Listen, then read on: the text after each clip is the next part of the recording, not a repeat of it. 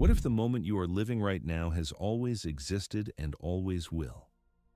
What if your birth, your death, and every breath between them are not events that unfold, but coordinates that simply are, fixed in place like cities on a map you cannot see? This is not science fiction. It is one of the most serious propositions in modern physics, and it follows directly from equations written more than a century ago.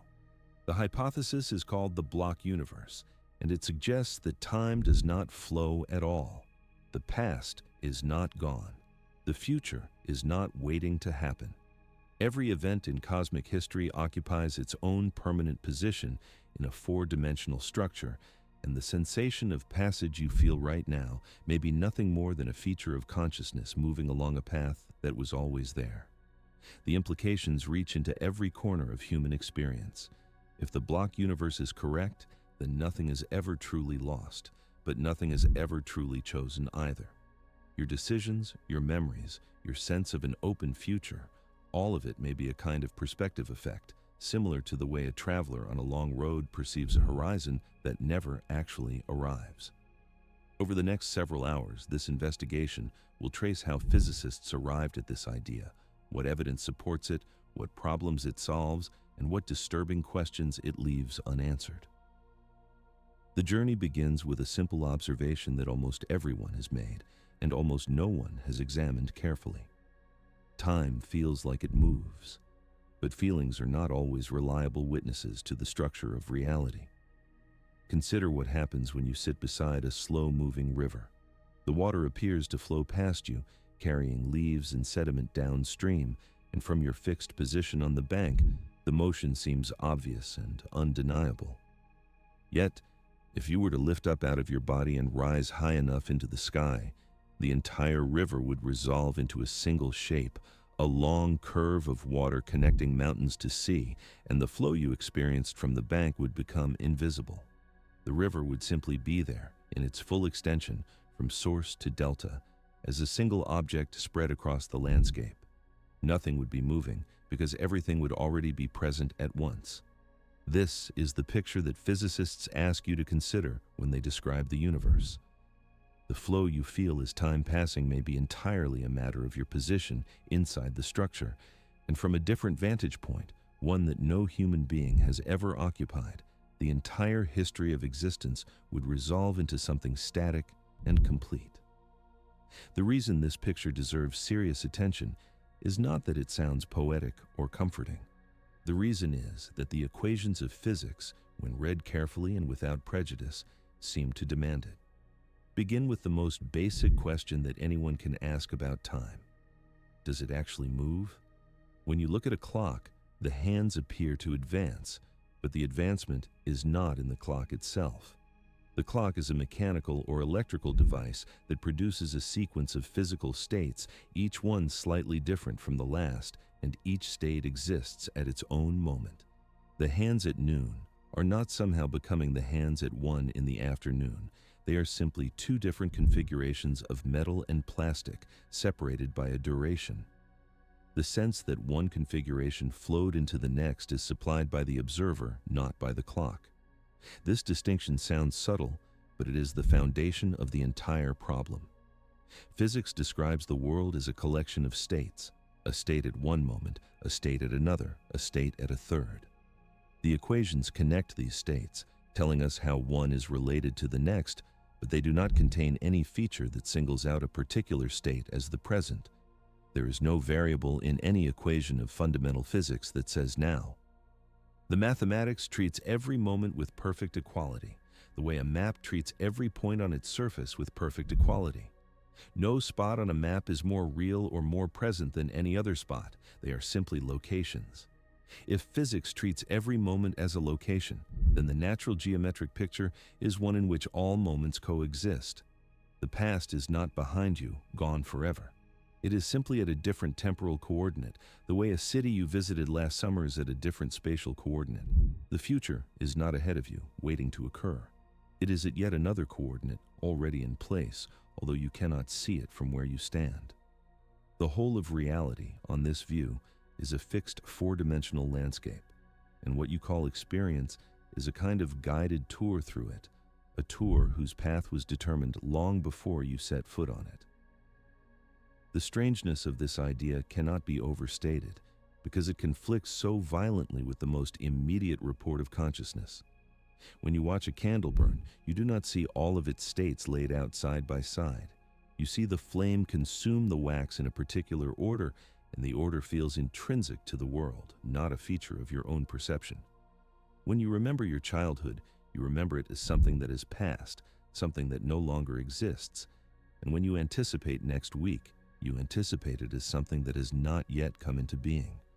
These reports are so deeply woven into the fabric of awareness that questioning them feels almost dishonest, as though you were asked to doubt the existence of the floor beneath your feet. And yet history shows that the most reliable feelings are sometimes the most misleading guides to reality. People once felt that the earth was flat because every observation they made supported it. They felt that the sun moved across the sky because they could watch it do so every day. They felt that solid objects were truly solid until microscopes and particle physics revealed that matter is mostly empty space. The history of science is in large part a record of disturbing the testimony of the senses with the testimony of the equations, and in case after case, the equations have proven more accurate than the immediate impressions they replaced. The block universe is the latest and perhaps the most radical of these reversals. It does not merely propose that time is different from what it seems. It proposes that the most fundamental feature of temporal experience, the sense that one moment is happening while others have happened or will happen, is a perspective effect with no counterpart in the underlying physics. The river is not flowing. You are simply moving along it, or perhaps something even stranger is happening, in which the very notion of moving along it is also an artifact of consciousness rather than a fact about the cosmos. To appreciate why physicists take this seriously, it helps to understand what kind of evidence drives them to it. The block universe is not a wild speculation introduced by philosophers and then imposed on physics. It emerged out of the equations themselves, equations that were developed for entirely different purposes, and that turned out to imply, when their consequences were carefully traced, that the standard picture of a single advancing present cannot be sustained. The first hints came from electromagnetism, the study of how electric and magnetic fields propagate through space. The full development came with relativity, the theory that united space and time into a single mathematical object. And the most extreme implications came from quantum mechanics and its attempted unification with gravity, where time itself appears to dissolve into something more fundamental. Each of these developments will be examined in turn, but at this stage, it is enough to grasp the basic claim. The claim is that the universe is not a process, it is a structure. Process is what observers inside the structure experience when they trace certain paths through it. But process is not the deep nature of things. The deep nature of things is geometric, static, and complete. If this is true, then almost everything that human beings have said about life, death, change, choice, and destiny needs to be reconsidered from the ground up.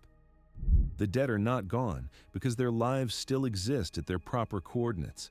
The future is not open because it is already in place. The present is not privileged because every moment is equally real to those who occupy it. These consequences are not minor adjustments to ordinary thinking. They are revolutions, and they pose questions that human thought has barely begun to address. But before diving into those questions, it is necessary to lay the groundwork carefully. The block universe did not appear all at once. It emerged from a sequence of insights that began with the work of a single, extraordinarily methodical thinker who set out to describe motion mathematically and ended up giving the world a picture of time that would last for 2 centuries before it was finally overturned. That thinker was Isaac Newton, and his treatment of time, although wrong in important ways, is where the modern story must begin. Newton lived in a world that already had clocks, but he was the first to ask seriously what the clocks were measuring. When you wind a pendulum and watch it swing, the regularity of the motion suggests that there is something behind the swinging, some underlying parameter that the pendulum is sampling at even intervals. Newton called this parameter absolute time. and he treated it as a feature of the universe itself, independent of any clock that might attempt to track it. In his system, time flowed uniformly and equably from past to future, the same for every observer everywhere, an invisible river running through the cosmos at a fixed rate. The picture was elegant. It allowed him to write equations of motion that predicted the behavior of falling apples, orbiting moons, swinging pendulums, and colliding billiard balls with extraordinary precision. The equations needed only 3 spatial coordinates and 1 time coordinate, and the time coordinate was the same for everyone. 2 observers, no matter where they were or how they were moving, would always agree about whether 2 events happened simultaneously, because simultaneity was an objective property of the events themselves. Newton's universe was a vast theater in which all actors shared the same stopwatch. This view dominated physics for more than 2 centuries, and it succeeded so completely that it became almost invisible, the way the air around you becomes invisible when you stop noticing it. Generations of physicists trained themselves to think in Newtonian terms, and the assumption of a universal time underlay every calculation they performed. When astronomers predicted eclipses, when engineers built bridges, when chemists tracked reactions, they all relied implicitly on the idea that time was a single shared dimension along which everything in the universe progressed together. But Newton himself was aware that his picture had philosophical difficulties. He distinguished between absolute time, which he believed was real and independent, and relative time, which is what clocks actually measure. A real clock, he understood, is just a physical object whose changes happen to be regular enough to serve as a marker. If all the clocks in the universe drifted slightly, you would have no way to detect the drift, because there would be nothing left to compare them against. Absolute time was therefore a kind of postulate, a metaphysical commitment that went beyond what experiment could directly verify. Newton justified it on theological grounds as much as physical ones, treating it as part of the divine framework within which the world unfolded. For most working physicists, these subtleties were of little importance. The equations worked. Predictions matched observations. The universal clock was a useful fiction even if it could not be directly seen, and any concerns about its philosophical status could be deferred indefinitely. What mattered was that you could compute trajectories, predict eclipses, design machines, and the universe cooperated with your calculations. Newtonian time was the silent partner of every successful prediction, and its silence was easy to mistake for confirmation. The first cracks appeared not in mechanics, but in the study of light. During the 1800s, physicists worked out the laws of electricity and magnetism, and they discovered that these phenomena were not separate, after all but 2 faces of a single underlying field. James Clerk Maxwell, working in Scotland, wrote down a set of equations that described how electric and magnetic fields generate and sustain each other, and his equations contained a remarkable consequence. They predicted that disturbances in the field would propagate as waves, and the speed of those waves was a constant determined by 2 fundamental properties of empty space. When Maxwell calculated the speed, it came out to roughly the measured speed of light, and the conclusion was unavoidable. Light itself was an electromagnetic wave. This discovery was triumphant, but it carried a deep puzzle inside it. The equations specified the speed of light as an absolute number, not a relative one. They did not say that light moved at this speed with respect to a particular observer or a particular medium. They simply said that this was the speed. But every other wave that physicists knew about had a speed measured with respect to something. Sound waves moved through air at a speed that depended on the air. Water waves moved across a surface at a speed measured against the water. If light was a wave, then surely it had to move through some medium, and surely its speed had to be measured with respect to that medium. The medium was hypothesized and given a name, the luminiferous ether, and a great deal of effort went into trying to detect it.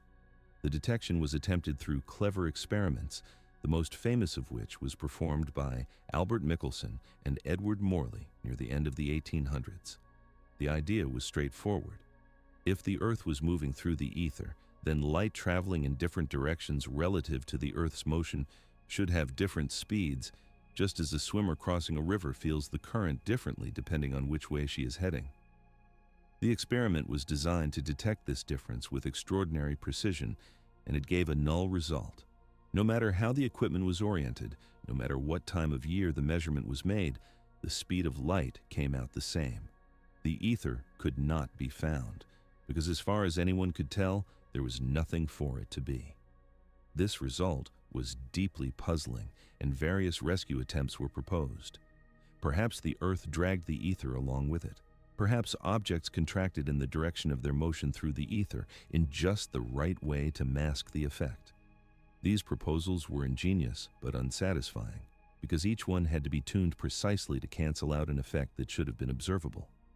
The strange impression grew that nature was conspiring to hide the ether, and a conspiracy that perfect deserves a different explanation. The explanation came from a young patent clerk in Barn, who had no particular reputation and no academic position, but who had been thinking carefully about the implications of Maxwell's equations for several years. His name was Albert Einstein, and in the year 1905, he published a short paper that changed physics forever. The paper proposed that the speed of light is not a wave speed measured with respect to a medium, but rather a fundamental constant of the universe itself, the same for every observer regardless of how they are moving. There is no ether because there does not need to be. Light propagates through empty space at a fixed speed, and that speed is built into the structure of reality. This proposal sounds simple, almost trivial, but its consequences are staggering. If every observer measures the same speed for light, no matter how fast they are moving, then something has to give, because two observers in relative motion who both measure light heading toward them at the same speed cannot both be using the same time. Time itself has to differ for them. And not only time. Distance has to differ too, and the notion of simultaneity has to be reworked from the ground up. The universal clock that Newton had postulated could not survive the new principle, because it was inconsistent with the constancy of the speed of light. Either light obeyed a single speed for everyone, or there was a single time for everyone, but not both. Einstein chose to keep light and let time go. The decision was not arbitrary. It was forced by the experimental evidence, by the consistent failure to detect the ether, and the consistent constancy of the measured speed of light. If observation says that light has the same speed for everyone, then observation is what physics must accommodate, and the picture of a universal time has to be abandoned. What replaced it was the special theory of relativity, a framework in which time is no longer a single shared dimension, but a quantity that depends on the observer's state of motion. The implications unfolded one after another. Moving clocks tick more slowly, as judged by a stationary observer. Moving objects contract along their direction of motion. Two events that one observer judges to be simultaneous can be judged by another, equally valid observer to occur in a definite order, with one preceding the other. None of these effects are illusions or perceptual quirks. They are real features of the world, confirmed by experiment to extraordinary precision.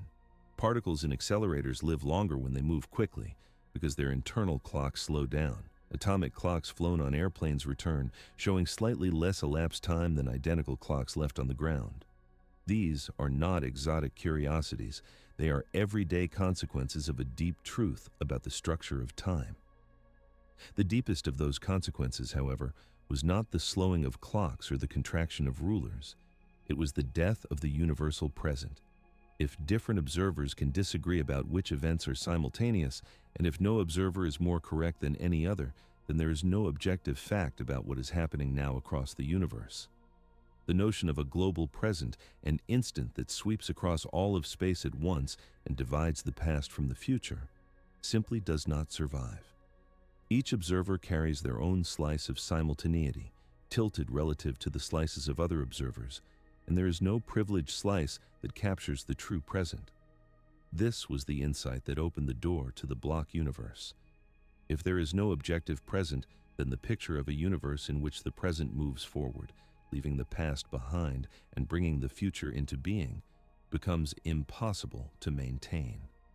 Each observer's present is real to that observer, but it has no special status in the larger structure of reality. The structure must contain all the moments, past and future and present alike, treated equally, because no observer-dependent slice can be elevated above the others without contradicting the principle of relativity. Time in the new physics was not a river, it was a dimension, and the universe stretched along it in much the same way it stretched along the dimensions of space. But to make this picture fully precise required one more step, a step taken not by Einstein himself, but by his former mathematics teacher, who saw in the new theory a geometric beauty that even its author had not yet fully appreciated. Hermann Minkowski had taught Einstein mathematics at the Polytechnic in Zurich and remembered him as a lazy student, more interested in physics than in formal proof. When the special theory of relativity appeared, Minkowski recognized at once that it was not merely a physical theory about clocks and rulers, but a profound statement about the geometry of the world. In a famous lecture delivered in 1908, he announced that henceforth space by itself and time by itself would fade away into mere shadows, and only a kind of union of the two would preserve an independent reality. This union came to be called space-time, and the geometric framework Minkowski developed for it would become the natural language in which the block universe was first clearly expressed. What Minkowski had noticed was that although different observers in special relativity disagreed about the spatial distance between two events and disagreed about the time interval between them, they always agreed about a particular combination of these two quantities. The combination involved subtracting the square of the time interval multiplied by the speed of light squared from the square of the spatial distance, or perhaps performing the subtraction in the opposite order, depending on convention. The crucial point was that this combined quantity had the same value for every observer, regardless of their motion. It was an invariant, a property of the pair of events themselves, rather than of any particular point of view. This invariant played in space-time the role that ordinary distance plays in space. Just as the spatial distance between 2 points in 3 dimensions can be computed from their coordinates and is independent of how those coordinates are oriented, the space-time interval between 2 events can be computed from their coordinates and is independent of which observer is doing the measuring. The mathematics of geometry, the same mathematics that describes the rigid relationships between points and lines and surfaces in everyday space, could be lifted from 3 dimensions to 4 and applied to events in the history of the universe. Space-time was a geometric object, and the events it contained had a kind of structural reality that did not depend on how anyone was moving. The picture Minkowski drew was startling in its implications. Each event, defined as a point with definite spatial coordinates in a definite time, became a single point in a 4-dimensional manifold. The history of any object, from the lifetime of an electron to the entire span of a star, became a curve in this manifold, a continuous line tracing out the object's positions through time. These curves were called world lines, and they were as fixed and definite as the curves drawn on a sheet of paper. Your own world line, on this view, is a complete object, beginning at your birth and ending at your death, with every moment of your existence occupying its proper coordinate along its length. The shock of this picture is that the world line is not generated as you live. It is not as though the curve is being drawn behind you while the future remains a blank page. The whole curve exists all at once in the 4-dimensional structure. The future portion is just as definite, just as present as the past portion. The reason you do not experience it that way is that consciousness, for whatever reason, accesses only a particular portion at any given moment, the portion you call now. But the portions you have already accessed and the portions you have not yet accessed are all there, equally real, equally complete, occupying their fixed positions in the manifold. Minkowski's contribution was not merely a change of notation. By translating relativity into geometric language, he revealed that the theory was making a claim about the nature of reality, not just about the behavior of clocks and rulers. The claim was that the universe is fundamentally a 4-dimensional object, and that the apparent flow of time is something we superimpose on this object rather than something the object itself contains. The universe does not unfold. It simply is in its full 4-dimensional extent, and the equations of physics describe its structure rather than its evolution. To make this concrete, consider a simple analogy. Imagine a long film strip, the kind that used to be threaded through projectors before digital media replaced them. The strip contains thousands of individual frames, each one a static image. When you hold the strip up to the light, you can see all the frames at once, laid out in sequence along its length. Each frame is a complete picture, and the differences between adjacent frames are slight, so that when the strip is run through a projector at the right speed, the eye perceives motion. But the motion is not really in the strip. The strip contains only static images. The motion is supplied by the projector and the perceiver, and it depends on the act of running the strip through a particular sequence at a particular rate. In this analogy, the four-dimensional space-time manifold is the entire film strip with every frame already in place. The flow you experience is something like the running of the strip through the projector of consciousness. The frames themselves do not move. They simply exist, and the appearance of movement is a feature of the way they are accessed. This analogy is imperfect because no one quite knows what is the accessing or how, but it captures the essential geometric picture. The universe is the strip, and time is the dimension along which the frames are arranged. But Minkowski's geometry contained more than just this static picture. It contained a particular structure, distinct from the structure of ordinary three-dimensional space, that gave time a special character even within the four-dimensional view. In ordinary space, the distance between 2 points is always positive, regardless of which axis you choose. In spacetime, the interval between two events can be positive, negative, or zero, depending on whether the events are separated more by space or more by time. And this distinction has profound physical meaning. When two events are separated mostly by space, with not enough time between them for light to travel from one to the other, they are said to be space-like separated. No observer, no signal, no influence of any kind can connect them. They are causally isolated, and which one happens first depends entirely on the observer's frame of reference. Different observers can place them in different orders, and none is more correct than another. When two events are separated mostly by time, with enough time between them for light to travel from one to the other, they are said to be time-like separated. Such events are causally connectable. One could in principle influence the other, and all observers will agree on which came first. The temporal order of time-like separated events is invariant, even though the actual interval between them can vary from observer to observer. This distinction gives rise to one of the most important structures in spacetime, the light cone. From any event, you can draw a cone extending into the future, made up of all the events that could be reached from the original event by a signal traveling at or below the speed of light. You can also draw a cone extending into the past, made up of all the events that could have sent a signal to the original event. The two cones together carve up spacetime into 3 regions. Inside the future cone lies everything that could potentially be affected by what happens at the original event. Inside the past cone lies everything that could potentially have affected it. Outside both cones lies the elsewhere, a region of events that bear no possible causal relationship to the original. The light cones are not arbitrary structures imposed on the manifold. They are intrinsic to its geometry, encoded in the invariant interval that defines the metric. They tell us which events can influence which others, and they do so in a way that does not depend on any observer.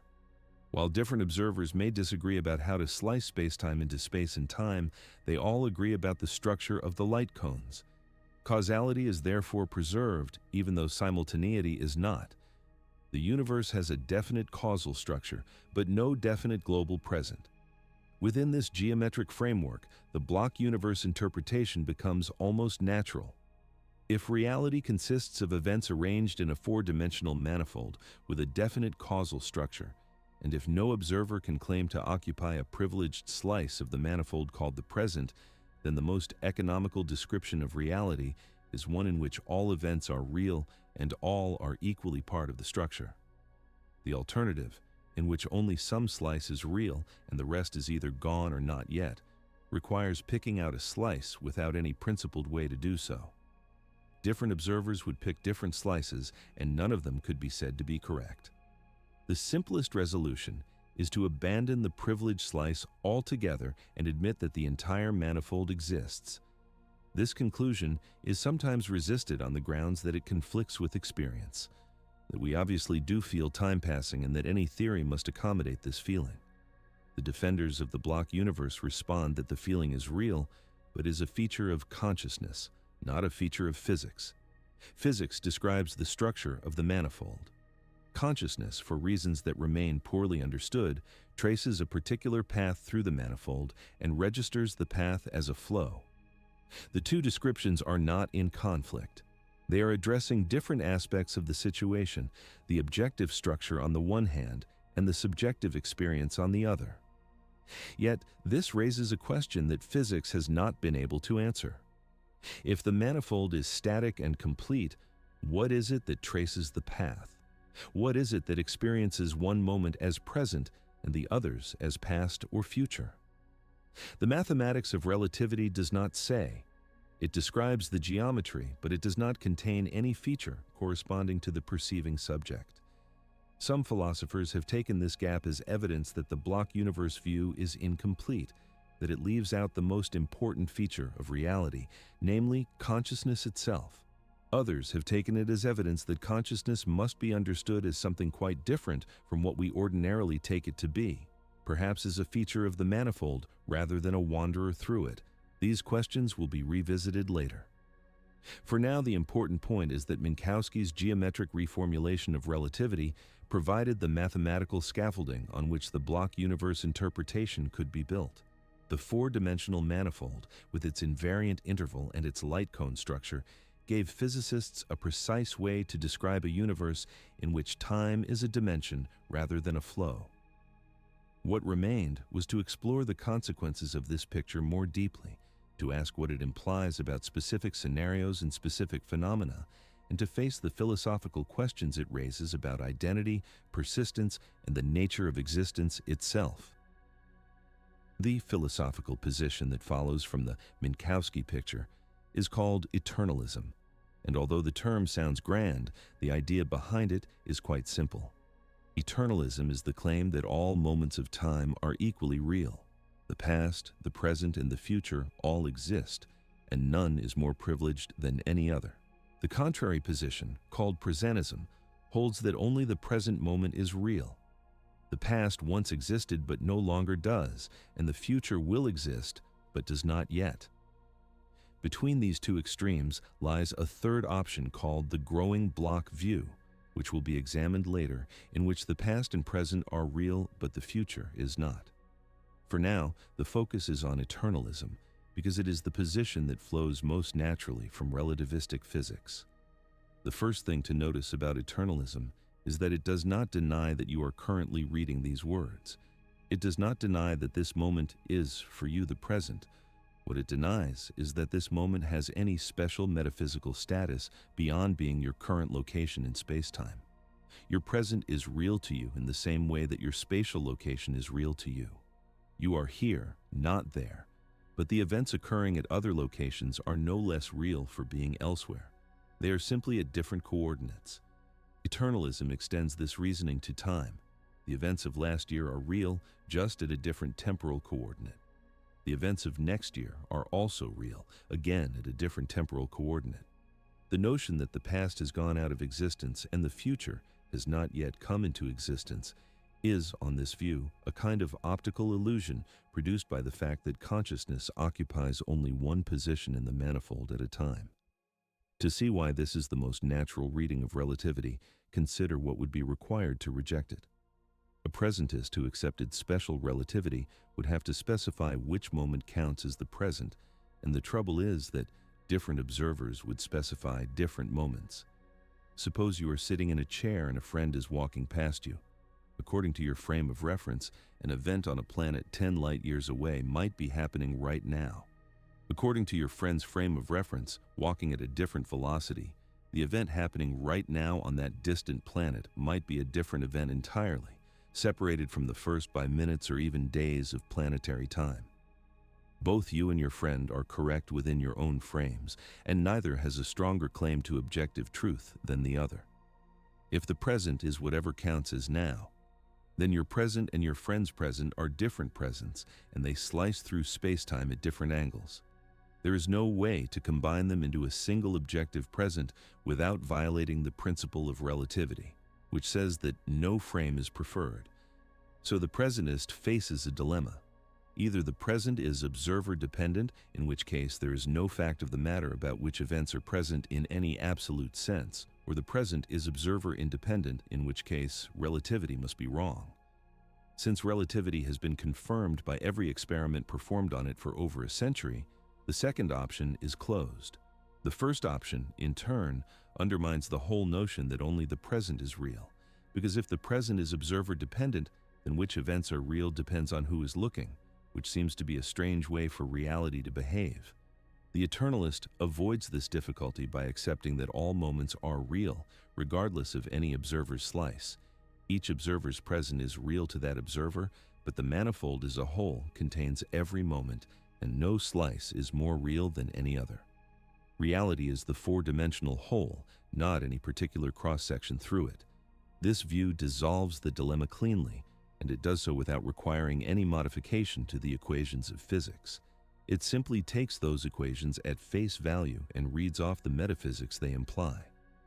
The argument from special relativity to eternalism was made most famously by the philosopher Hilary Putnam in 1967 in a short paper that became one of the most cited works in the philosophy of time. Putnam pointed out that if you accept three apparently obvious principles, eternalism follows immediately.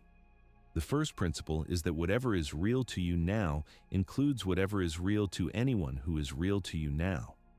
The second is that whatever is real to anyone is real, full stop. The third is that special relativity correctly describes the structure of simultaneity. From these three principles, a chain of reasoning can be constructed showing that events arbitrarily far in your future and arbitrarily far in your past are real. The argument has been criticized and refined in various ways, but its core has resisted all attempts at rebuttal. If special relativity is correct, then eternalism is, in some form, the natural metaphysical conclusion. This conclusion has consequences that are difficult to fully absorb. Consider what it means for the question of personal identity. On the presentist view, you exist only in the present moment. The you of yesterday is gone, replaced by the you of today, which will in turn give way to the you of tomorrow. Identity over time becomes a matter of how these successive selves are connected, and various theories have been proposed to explain the connection, none of them entirely satisfying. On the eternalist view, the question changes shape. There is no succession of selves replacing one another. There is a single four-dimensional object, the worm of you, extending from your birth at one end to your death at the other, and every stage of this object is equally real. Your childhood self is not gone. It exists at its proper coordinate, and if anyone could view space-time from outside, they would see the entire worm at once, the whole life laid out in its full extension. This picture has a certain consolation built into it. The dead are not really dead, in the sense that their lives still exist at their proper coordinates. A grandfather who died decades ago is still there, in the manifold, living his life, with all its joys and sorrows, exactly as he did. He is simply no longer at a coordinate that you can reach. The same is true of yourself in the past. Every happy moment you have ever had is still happening, somewhere in the manifold, just not at the time coordinate where your consciousness currently resides.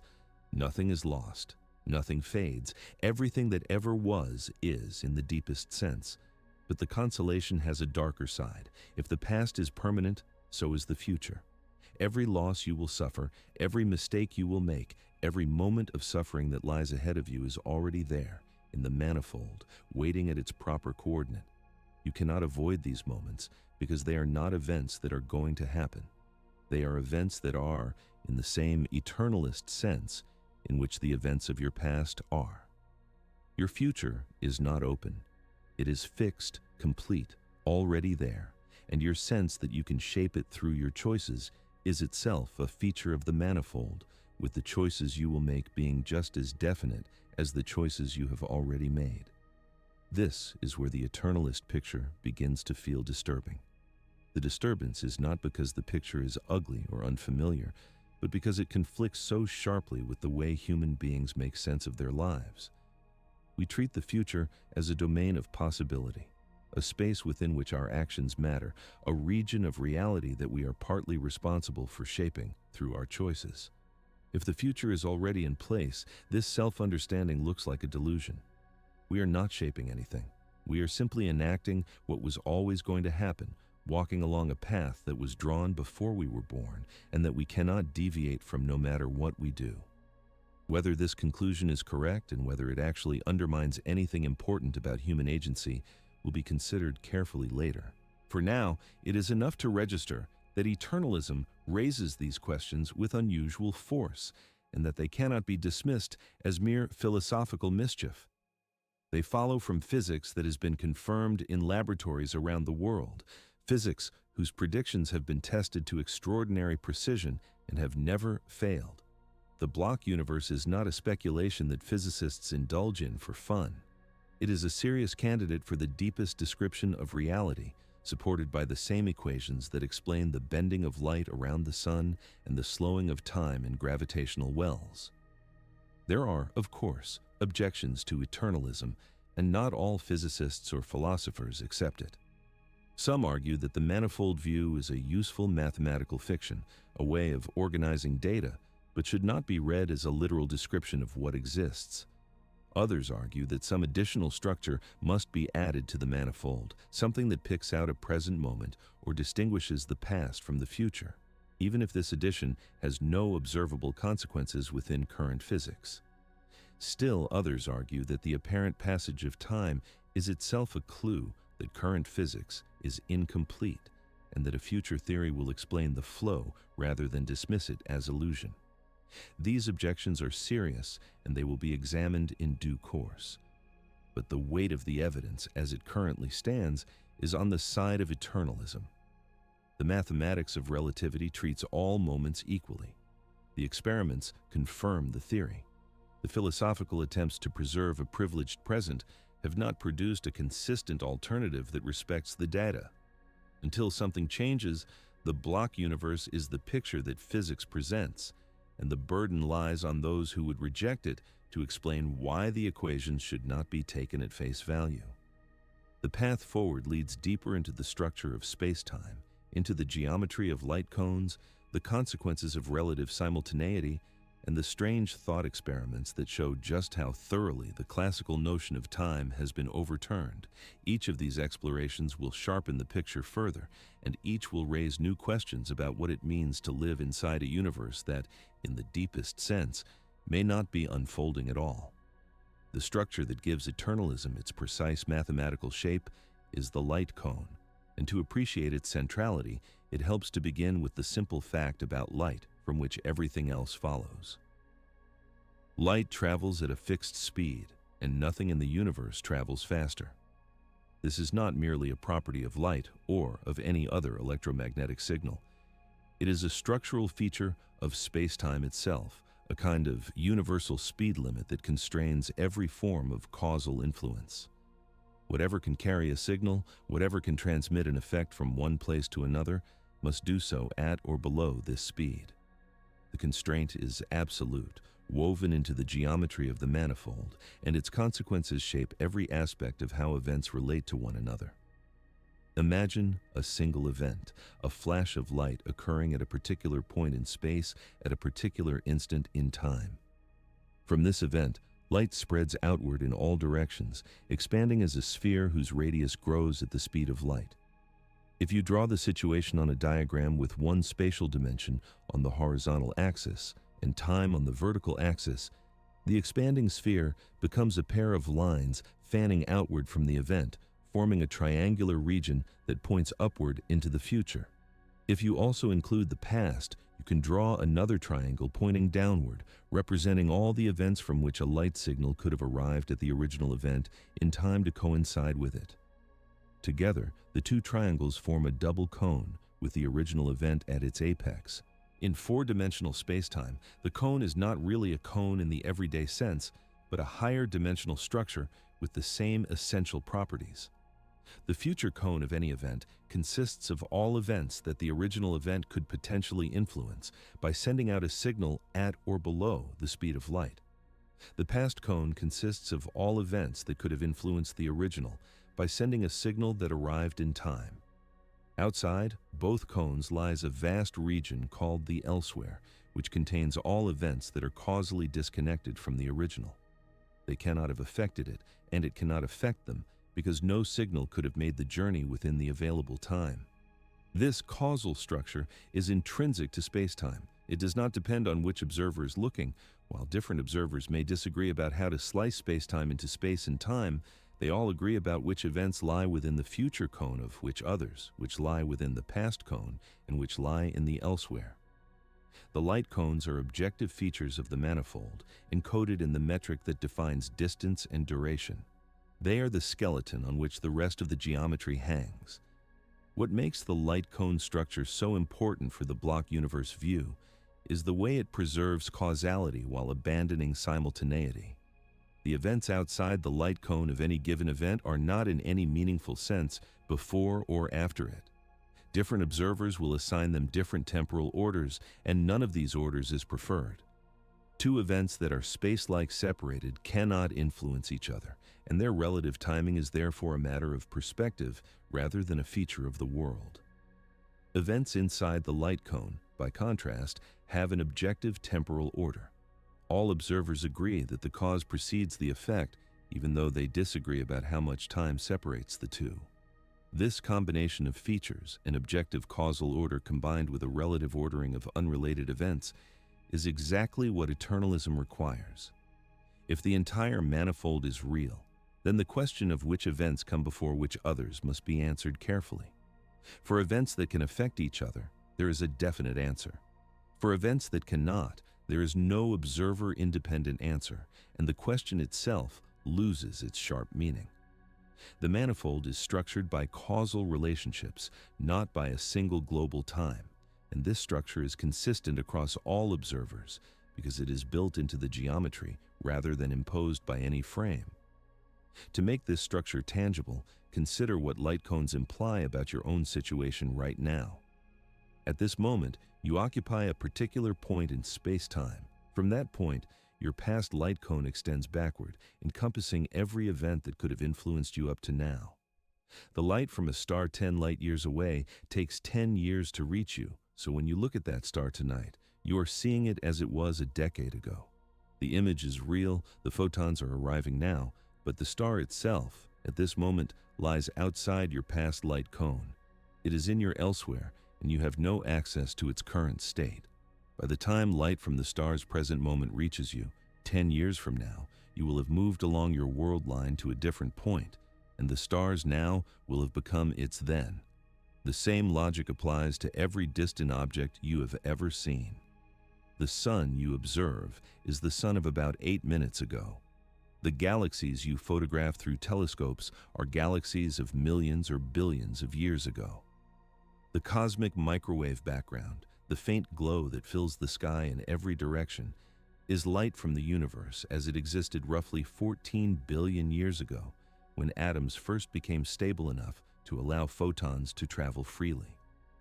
Looking out into space is always looking back into time, because the speed of light is finite and the universe is large. Every observation is an observation of the past, and the deeper you look, the further back you go.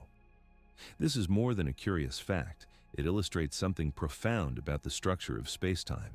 The events we observe, the events we can in principle affect, the events we share a present with, are all defined by the causal structure of the manifold rather than by any abstract notion of simultaneity. The light cone tells us what is accessible and what is not, what can matter to us and what cannot, what we can know and what lies beyond our reach. Within this structure, the eternalist view fits comfortably. Every event in the manifold is real, but only some events are causally connected to any given observer, and the connections are mediated by the geometry of the cones rather than by a global clock. A consequence that often surprises people is that the elsewhere region, although it lies outside any observer's causal reach, is not somehow less real than the past or future cones.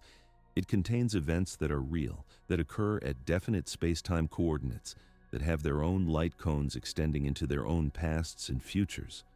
From the perspective of an observer at one of those events, your present moment lies in their elsewhere, just as theirs lies in yours. The mutual inaccessibility is symmetric, and neither perspective is privileged. The manifold contains all the events, with all their cones, all their causal relationships woven together into a single self-consistent structure.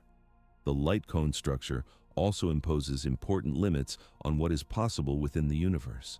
Because no signal can travel faster than light, no influence can propagate faster than light, and no causal effect can leap from one event to another outside the future cone of the first. This rules out a great many imagined scenarios. It rules out instantaneous communication across vast distances. It rules out simultaneous action at separated points without some prior causal preparation. It rules out, in the simplest sense, any direct connection between events that lie in each other's elsewhere. The cones define the boundaries of causal influence, and the boundaries are absolute. This has implications for how we think about the universe at large. The observable universe, the portion of reality that lies within our past light cone, is finite in extent. Beyond that boundary, there are presumably more galaxies, more events, more matter and energy, but they have not had time to send their light to us. They are real on the eternalist view, but they are causally inaccessible. We can speculate about them based on the assumption that physics is the same everywhere, and our speculations have so far proven reasonable, but we cannot directly observe them. The horizon of our past light cone is also the horizon of our knowledge. The universe as a whole, then, is divided by the light cone structure into accessible and inaccessible regions, with the boundaries depending on where any given observer is located. But the manifold itself transcends these divisions. It contains every event, every cone, every causal relationship in a single coherent structure. Eternalism is the view that this structure exhausts reality, that there is nothing more to be said about what exists than what the manifold contains. The block universe is not just the set of moments arranged along a time axis. It is the entire four-dimensional fabric with its causal structure encoded in the light cones and its metric encoded in the invariant interval. Within this picture, the question of what is happening now becomes peculiar. Now, for any given observer, is just the cross-section of the manifold that the observer treats as the present moment. But this cross-section is not a structural feature of the manifold itself. Different observers, moving at different velocities, will tilt their cross-sections differently, and each will be equally correct. The manifold does not contain a special slice marked as the now. It contains all the slices, and the slice that any particular observer calls now is just the one that corresponds to their current location and motion. This is the relativity of simultaneity, and although it has been mentioned several times already, its full implications deserve careful examination. It is the feature of relativity that most directly undermines the classical picture of time and most strongly motivates the block universe view. To see how it works in practice, consider a simple thought experiment involving observers in motion and follow what happens to their judgments about which events are happening together. The result is unsettling, but it is unambiguous, and it has been confirmed by enough indirect experimental evidence to leave little doubt about its truth. The next stage of this investigation will trace through that thought experiment carefully, drawing out what it means for the very concept of a shared present, and showing why the block universe is not so much a hypothesis we choose as a conclusion that physics imposes on anyone who follows the equations to their logical end. Picture two observers, one standing on a train platform and another riding inside a train that passes by at high speed. Imagine that at the very moment the moving observer is directly opposite the stationary one, two flashes of light occur simultaneously according to the platform observer, one at the front of the train and one at the back. The platform observer, perfectly equidistant from both events, will see the flashes arriving together and will conclude that they happened at the same time. This conclusion is reasonable. The light from each flash had the same distance to travel and arrived together, so the events that produced the light must have occurred together. Now consider what the observer on the train sees. The train is moving forward, which means that during the time the light is traveling, the front of the train is moving away from the front flash, and the back of the train is moving toward the back flash. The light from the back flash, therefore, has less distance to cover before reaching the train observer, and the light from the front flash has more distance to cover. Since both light signals travel at the same speed regardless of any motion, the light from the back arrives at the train observer first. From the train observer's point of view, the back flash happened before the front flash, not simultaneously with it. This is not a perceptual quirk that could be corrected by careful measurement. It is a structural feature of how space-time is sliced by different observers. The train observer is not making an error. The train observer is correctly applying the same principle that the platform observer used, namely that simultaneous events are events whose light arrives together at an observer equidistant from both. The two observers have different judgments because they are moving relative to each other, and there is no fact of the matter about who is right. Both are right within their own frames, and special relativity insists that no frame is privileged. The implication is staggering. Two events that are simultaneous for one observer are not simultaneous for another. The very notion of a shared moment, a slice through reality that captures everything happening at once, breaks down. There are as many such slices as there are observers in motion, and they are all tilted differently in space-time. The collection of all these slices is what makes up the four-dimensional manifold. No slice is more real than any other, and no slice can claim to be the objective present. This is the relativity of simultaneity, and it is the feature of special relativity that most directly motivates the block universe interpretation. If different observers, all equally valid, slice spacetime into different presents, then the present cannot be a feature of spacetime itself. It must be a feature of each observer's perspective. And if the present is not a feature of spacetime, then the past and future cannot be defined relative to a single objective, present either. They are all just regions of the manifold, equally real, with the labels past, present, and future assigned by observers based on their own positions and motions. Some find this conclusion easy to accept once they see the geometry, while others resist it strongly. The resistance often comes from a conviction that the present must be objectively real, that this very moment in which one is reading these words must be more than a mere slice of a manifold, must be the actual now, the place where reality is happening. This intuition is powerful and is shared by almost every conscious being who is reflected on time. But intuitions, no matter how powerful, are not always reliable guides to the structure of reality. And the relativity of simultaneity is precisely the kind of result that asks us to revise our intuitions in favor of what the equations and experiments tell us.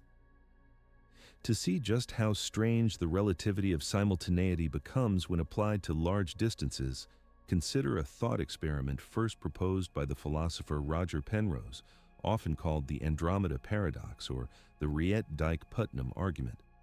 Imagine two friends walking past each other on a sidewalk, one heading north and one heading south. They pass each other at a particular moment, and at the instant of passing, they are at exactly the same point in space. According to special relativity, however, their judgments about what is happening at distant locations differ, and the difference depends on their direction of motion. Specifically, consider what each friend would say is currently happening on the Andromeda galaxy, which lies about 2.5 million light-years from Earth. According to the friend walking north, certain events are simultaneous with the moment of passing. According to the friend walking south, different events are simultaneous with the same moment of passing. The difference between the two slices of simultaneity, when projected out to the distance of Andromeda, can amount to days or even weeks of Andromedan time. Events that are happening now for one friend may correspond to events several days in the future or past for the other. This is not a small effect, it is enormous, and it is built into the geometry of space-time. The walking speeds involved are tiny compared to the speed of light, but the distance to Andromeda is so vast that even the slight tilt in the simultaneity slice corresponds to a substantial shift in Andromedan time. If the alien rulers of Andromeda were debating whether to launch an invasion of Earth, the friend walking north might find that the decision has already been made and the fleet is on its way, while the friend walking south might find that the decision has not yet been made and is still under deliberation. Both friends, at the same place at the same moment, would be correct in their respective frames, and yet they would disagree about whether the invasion fleet exists. The disturbing implication is that the choice of walking direction seems to determine whether certain future events have already occurred. If the future is the realm of the not yet real, then which events are real depends on how you are moving, which is a strange position to defend. The far more natural reading is that all the events on Andromeda, whether two friends would label them as past, present, or future, are equally real. The manifold contains all of them, and the friends are merely picking out different slices of it as their respective nows. This argument has been made formally by various philosophers and physicists, and although it has been criticized in detail, the general thrust has held up. The relativity of simultaneity, combined with the principle that whatever is real for some observer is real, drives one toward eternalism with considerable force. It is hard to maintain a presentist position in the face of this argument without making the present somehow observer-dependent, and an observer-dependent present has so little in common with the intuitive present that the resulting view loses much of its appeal. The relativity of simultaneity also has practical consequences in physics, even at speeds far below the velocity of light. The global positioning system, for example, would not function correctly without accounting for relativistic effects, including the way different observers slice space-time differently. Particle accelerators routinely produce particles whose lifetimes, as measured in the laboratory frame, are far longer than their rest frame lifetimes, because the moving particles experience time dilation. These effects are not abstract or theoretical. They are everyday features of modern technology and high-energy physics, and they confirm the picture of spacetime that special relativity describes. The picture, then, is consistent and well-tested. There is no objective present moment. There is no global slice of simultaneity that captures what is happening across the universe. There is only the manifold, with its causal structure encoded in light cones, its metric encoded in invariant intervals, and its observer-dependent slicings encoded in the relative motions of those who slice. The block universe interpretation reads this picture as a literal description of reality, in which all events exist with equal status, and the appearance of temporal flow is a feature of consciousness rather than of the underlying physics. But just as one starts to settle into this picture, a new question arises. If the manifold is static and complete, why does the world appear to have a direction? Why do we remember the past and not the future? Why do hot drinks cool down rather than heat up spontaneously? Why does the universe seem to have a clear arrow pointing from earlier to later when the equations of physics, taken on their own, are largely indifferent to direction? Even if the block universe is correct in its claim that all moments are equally real, there must be something that distinguishes one direction along the time axis from the other, something that gives rise to the asymmetry we experience between past and future. The answer, it turns out, lies not in fundamental physics, but in statistics. The arrow of time is not encoded in the basic laws of motion. It emerges from the way matter is distributed across the manifold, and specifically from a quantity called entropy, which measures how disordered or how spread out a configuration is.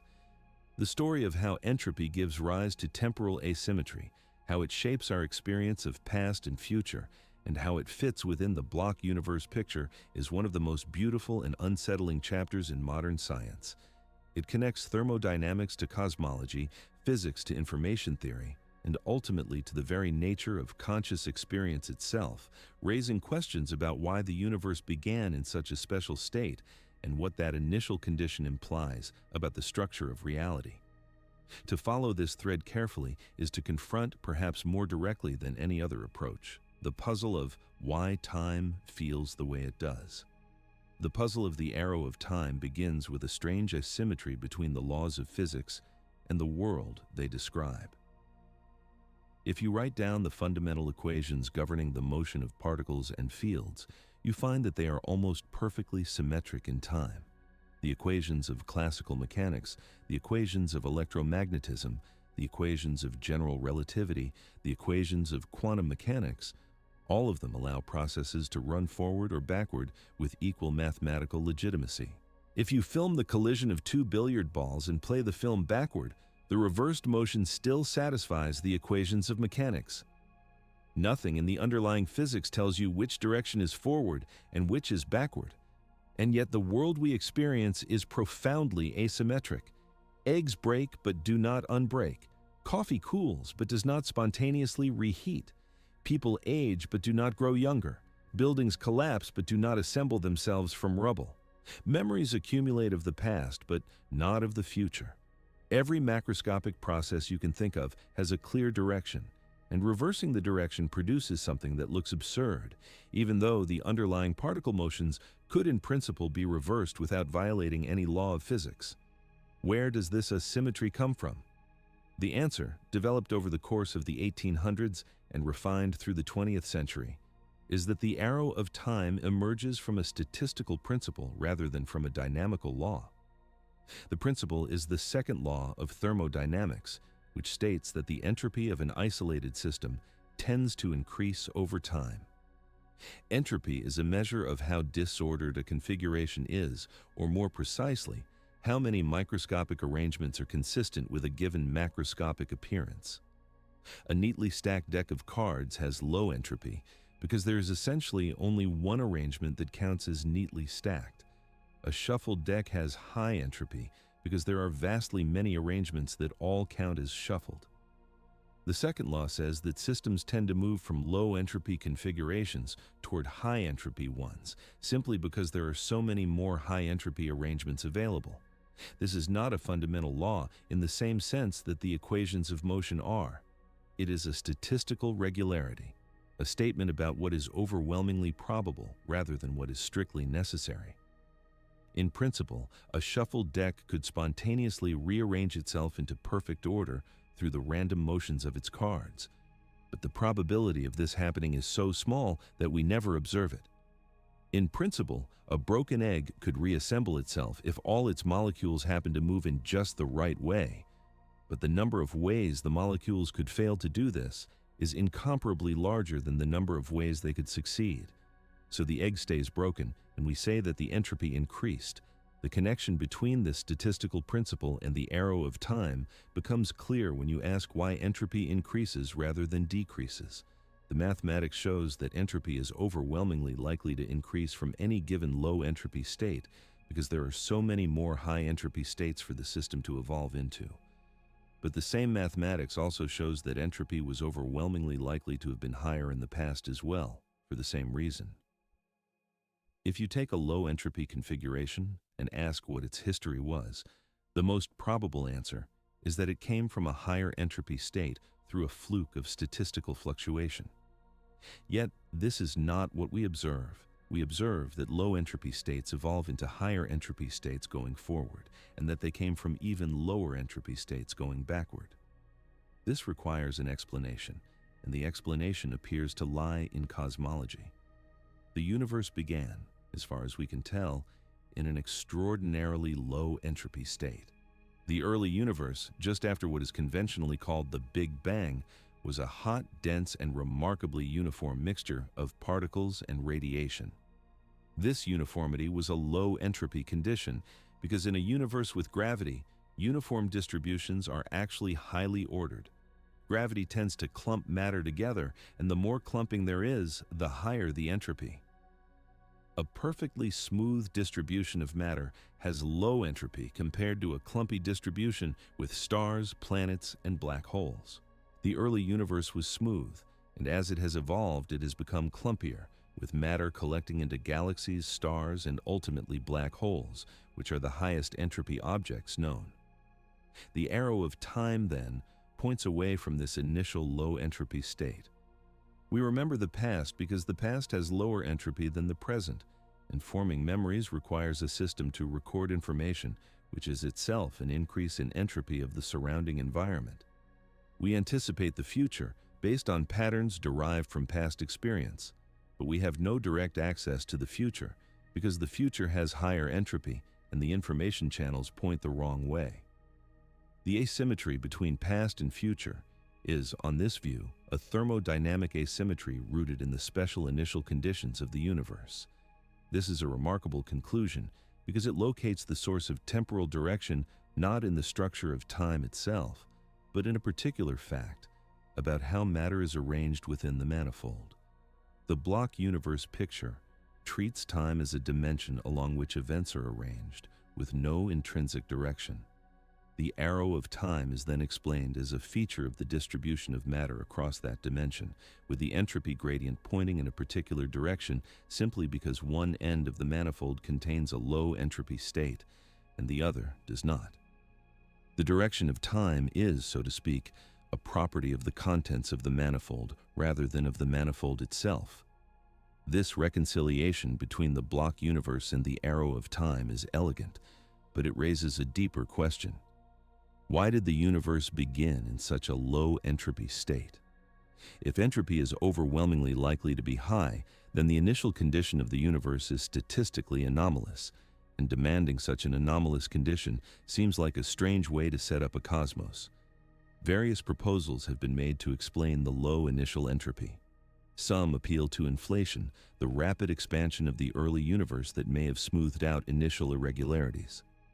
Others appeal to anthropic reasoning, suggesting that we observe a low entropy beginning because high entropy beginnings would not produce observers. Still others appeal to deeper structures such as quantum gravity, which might constrain the possible initial conditions in ways that current physics cannot fully describe. Whatever the explanation, the fact remains that the arrow of time we experience is intimately tied to the entropy gradient that traces back to the early universe. And this fact has surprising implications for the block universe view. In the block universe, every moment is equally real, and the manifold contains the entire history of the cosmos as a single static object. The arrow of time is a feature of this static object, an asymmetry in the distribution of matter and entropy along the time dimension, but the manifold itself does not flow. It simply contains the asymmetric distribution.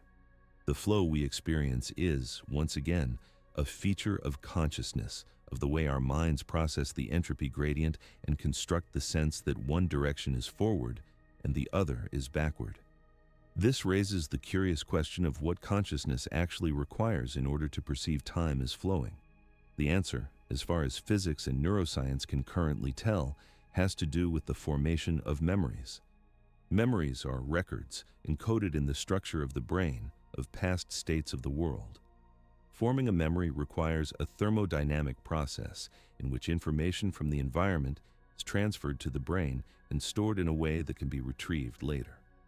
This process increases the entropy of the surrounding environment in accordance with the second law, and the direction of memory formation aligns with the direction of entropy increase. We remember the past and not the future because the entropy gradient points from past to future, and memory formation is a process that produces entropy. If the entropy gradient pointed the other way, we would presumably remember the future and not the past. We would experience time as flowing in the opposite direction, although there would be no observable difference from inside such a universe. The direction of flow is defined relative to the entropy gradient, and any observer in such a universe would call the direction of decreasing entropy the past, regardless of how the manifold was actually oriented. The flow, in other words, is not a feature of the manifold itself, but of the relationship between consciousness and the entropy gradient. This account is not without its critics. Some philosophers and physicists argue that the entropy explanation is incomplete, that it fails to capture the qualitative experience of temporal flow, the sense of becoming, the feeling that the present is somehow more vivid or more real than the past or future. They argue that even if the entropy gradient explains why we remember in one direction and not the other, it does not explain why anything feels like passage. The manifold could, in principle, contain an entropy gradient without any consciousness experiencing it as a flow. The flow itself, on this view, is something extra, something that requires a different kind of explanation than thermodynamics can provide. Others go further and argue that the existence of conscious experience of flow is evidence that the block universe view is wrong. If consciousness experiences time as flowing, and if this experience is real, then there must be something in reality that corresponds to the flow. The block universe denies this, treating the flow as illusory, and to that extent, it fails to account for one of the most basic features of experience.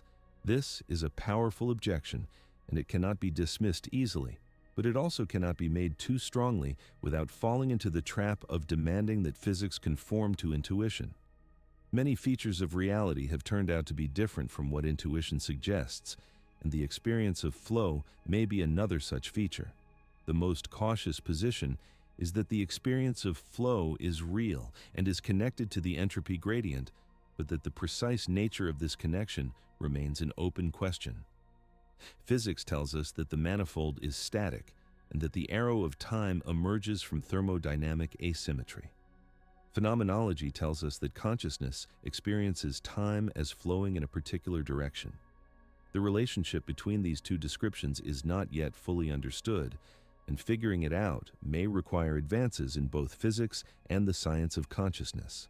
For now, the block universe view sits comfortably with the existence of an arrow of time, while leaving open the deeper question of why this arrow gives rise to the qualitative experience of passage. The next step in this investigation is to examine that question more carefully, to ask what happens inside the brain when we experience time, and to explore whether the sense of flow can be reduced to neural processes or whether it requires something more. This will lead into territory where physics meets neuroscience, where the structure of space-time meets the structure of consciousness, and where some of the deepest puzzles about the relationship between mind and world come into sharp focus. The brain produces the experience of time, but it does not contain a clock that ticks in synchrony with the universe. Instead, the brain constructs the sense of duration, sequence, and flow from a complex interplay of neural processes, none of which directly corresponds to the time dimension of physics. When you feel that a moment is passing, what is actually happening inside your skull is a network of neurons firing in patterns that change from one configuration to the next, and the sense of passage emerges from the relationships between these patterns rather than from any single neural event marked as the present.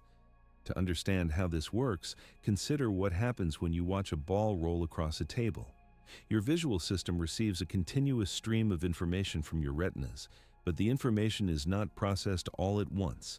It is broken up into discrete chunks, each representing a brief snapshot of the visual field, and these snapshots are then assembled into the perception of motion. The brain compares successive snapshots, detects the changes between them, and infers that an object is moving. The smoothness of the perceived motion is a construction, not a direct reflection of the input. Under certain conditions, the construction can be disrupted, and the ball can appear to jump or to disappear in unexpected ways, revealing the underlying processing that normally remains invisible. The same kind of construction underlies the sense of time itself. The brain does not have direct access to the temporal coordinate of physics. It has access only to its own current state, the patterns of activity in its neurons at any given moment. From these patterns, it constructs a representation of the recent past, an expectation of the near future, and a sense that the present is the boundary between them. This construction is so seamless and so automatic that it feels like a direct perception of time itself, but it is actually a model, an inference, a way of making sense of a complex flow of information. Memory plays a central role in this process. When you remember an event, you are not retrieving a record of the event itself, but reconstructing it from traces stored in your brain. The reconstruction is influenced by your current state, your expectations, your other memories, and many other factors, which is why memory is notoriously fallible and why two people remembering the same event often produce different accounts. The reconstructed memory feels like access to the past, but what you actually have access to is a current neural pattern that was shaped, more or less faithfully, by patterns that existed earlier. Anticipation works similarly, but in the opposite direction. When you anticipate a future event, your brain constructs a model of what is likely to happen based on past experience and current information. The model is your expectation, and it shapes your behavior, your emotions, and your sense of what the future holds. But the future itself is not directly accessible to the brain.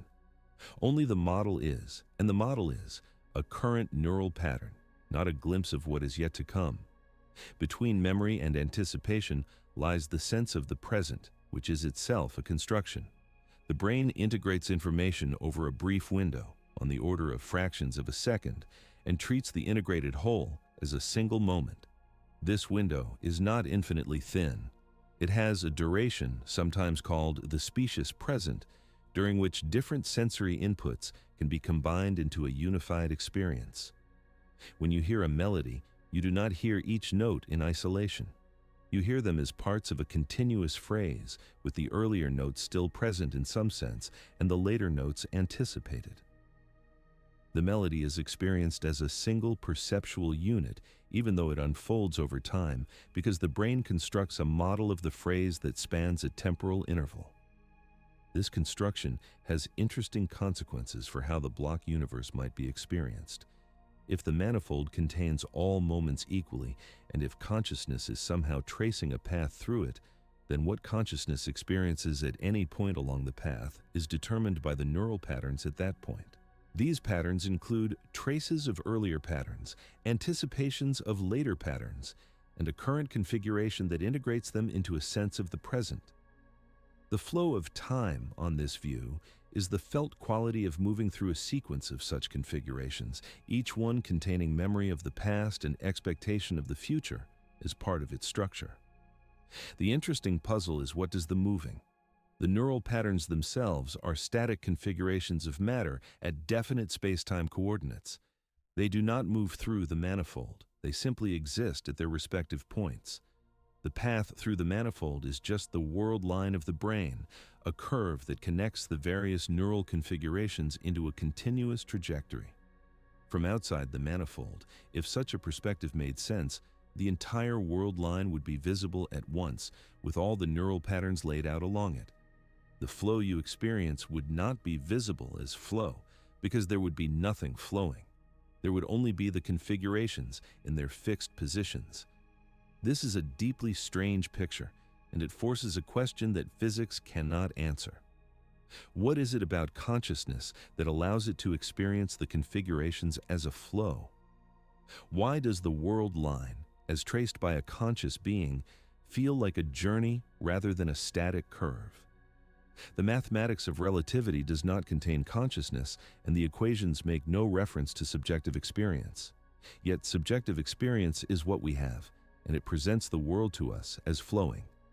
Either the flow is somehow added by consciousness to a manifold that does not contain it, or the flow is a feature of the manifold that physics has not yet learned how to describe.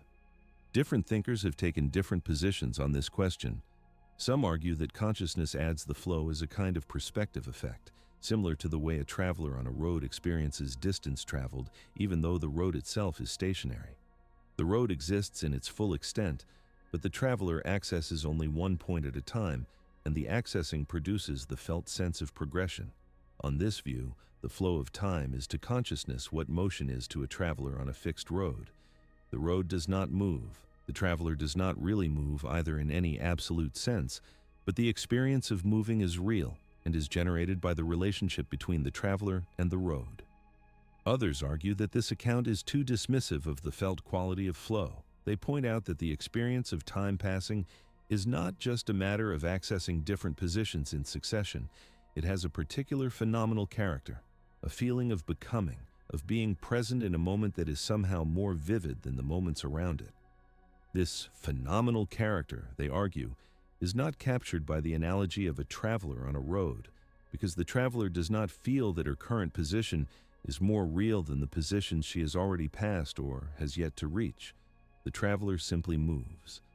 The conscious experiencer of time, by contrast, does feel a privileged status for the present, and this feeling cries out for explanation.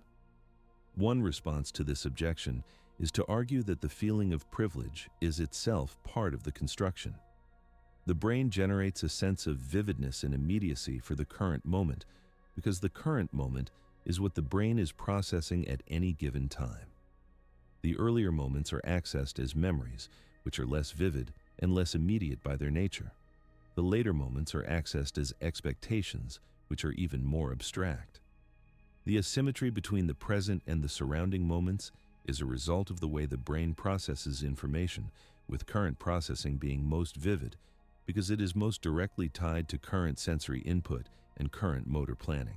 The privilege of the present is, on this view, just another feature of the cognitive architecture, not a feature of the manifold itself. Another response is to take the phenomenal character of time more seriously and to suggest that current physics is incomplete.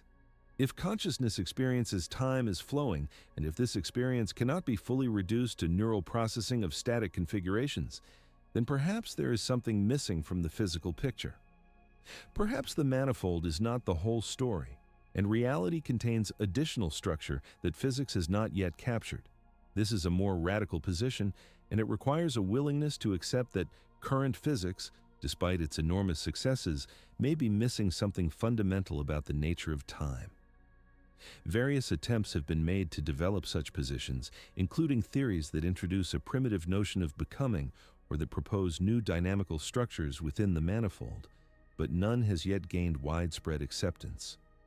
For now, the most defensible position is to acknowledge that the sense of time as flowing is a real feature of conscious experience and that its connection to the static manifold of physics is not fully understood.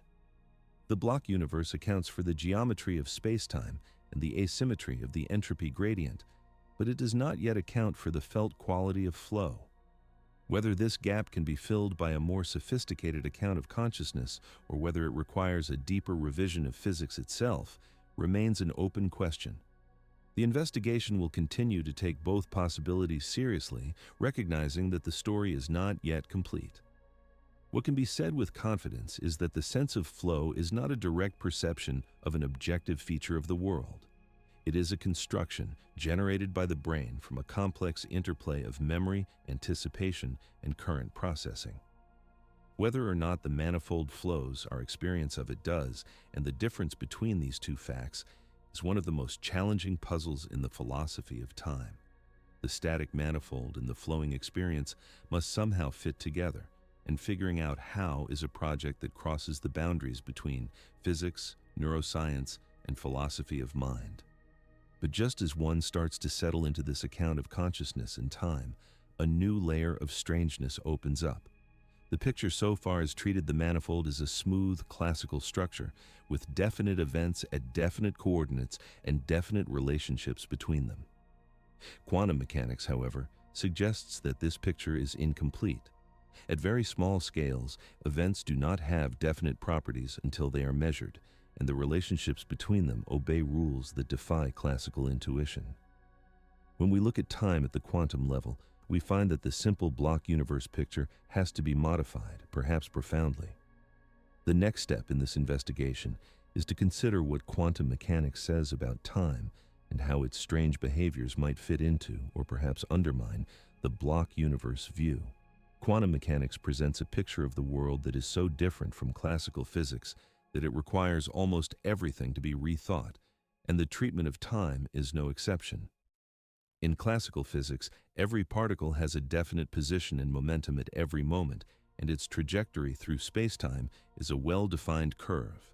In quantum physics, particles do not have definite positions and momenta until they are measured. They are described instead by a mathematical object called a wave function, which assigns probabilities to different possible outcomes of measurement. The wave function evolves according to a precise equation, but the evolution describes a spreading out of probability rather than a definite trajectory through spacetime. This raises immediate questions about how the quantum picture fits with the block universe view. If particles do not have definite positions until measured, then the manifold cannot simply contain a definite arrangement of particles at every spacetime coordinate. The arrangement is, in some sense, indefinite, only becoming definite through the act of measurement.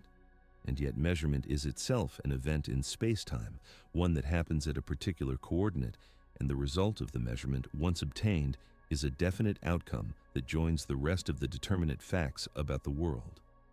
How does this work geometrically? How does the manifold accommodate a process that seems to make the world more definite as we move through it? These questions have no universally accepted answer, and different interpretations of quantum mechanics give different responses. The most widely taught interpretation, often called the Copenhagen interpretation, treats measurement as a special process that converts the indefinite quantum state into a definite outcome. According to this view, the wave function evolves smoothly between measurements, but at the moment of measurement it collapses, jumping suddenly to one of the possible outcomes with a probability determined by its prior structure. This collapse is not a smooth physical process. It is a discontinuous event that breaks the otherwise deterministic evolution of the system, and it is triggered by something about measurement that is never fully specified. The Copenhagen interpretation sits uncomfortably with the block universe view because it introduces a fundamental distinction between measurement events and other events. If measurements have a special status, then the manifold contains a structural feature that picks out certain events as more important than others, which is hard to reconcile with the smooth, observer-independent geometry of relativity. Various attempts have been made to embed the Copenhagen interpretation in a relativistic framework, but the embedding has always been awkward, and many physicists have come to suspect that the interpretation is not the final word on the subject. Other interpretations attempt to remove the special status of measurement and to treat all events on equal footing.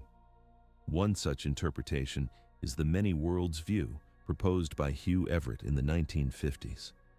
According to this view, there is no collapse. The wave function evolves smoothly at all times, and when a measurement is performed, the universe simply branches into multiple copies, one for each possible outcome. Each branch is a distinct continuation of the space-time manifold, with its own version of the observer, its own version of the measured outcome, and its own subsequent evolution. The block universe, on this view, is not a single four-dimensional structure, but a vast branching tree, with countless parallel branches representing all the possible outcomes of all the measurements that have ever occurred or will occur. This interpretation preserves the smoothness and determinism of the wave function evolution, but it does so at the cost of multiplying the manifold itself. Instead of one block universe, there are many, and the totality of reality is a kind of multiverse in which every quantum possibility is realized.